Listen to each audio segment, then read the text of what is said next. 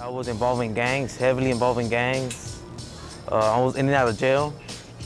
I didn't have no direction in my life whatsoever. I was pimping women. I was basically destroying the community, recruiting young men to get involved in gangs. I ended up in the nut house, in the ward. I was in the institute here in California at the Olive View psychiatric ward. I was bounded in drugs, crack cocaine. I was involved with gangs and doing everything gangs do. But I started using the drugs we would sell and move, and I became a very hard user. My mom was always working. My stepdad was pretty much an alcoholic, and I wasn't in a stable home, and I had so much pain in me that when I was young, thoughts of suicidal would always run through my mind. And involved with the wrong people, with the wrong friends, with people that like to drink, like to do drugs. So then I started to hang out with them, drinking every day, not even going home. I used to go and drink every day, leaving my daughter in my house. My father got launched out as a minister, and the work that he focused was to reach the vision that was instilled in him by Sonia Gazzoni, which came from God, right, the heart of God, was to go to the streets and reach the down and out, the hurting, and so God could restore them and make them productive people in society. Because I was already dead, you know, I'm living overtime.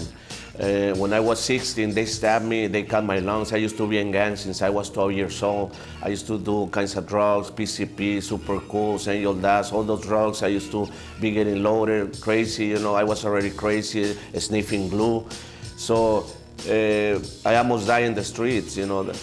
So when I came to the Lord, God broke the chains, you know, and I used to beat up my wife. I met my wife when she was 14 years old, and I was 15 years. And I just give her a miserable life, you know, make her cry, beat her up. I never cared about them. I used to spend all my money, you know, using drugs in the streets. So when we came to the Lord and God changed my life, my wife couldn't believe her. You know, Jesus changed my life. Our pastor is a man of integrity. And as ex-gang members, we always look for the true vato, the true man. And you can see that in our pastor. And that has also allowed me to stay here and focus with him and the Lord. At 9 years old, I had stopped crying, and those tears just started flowing down.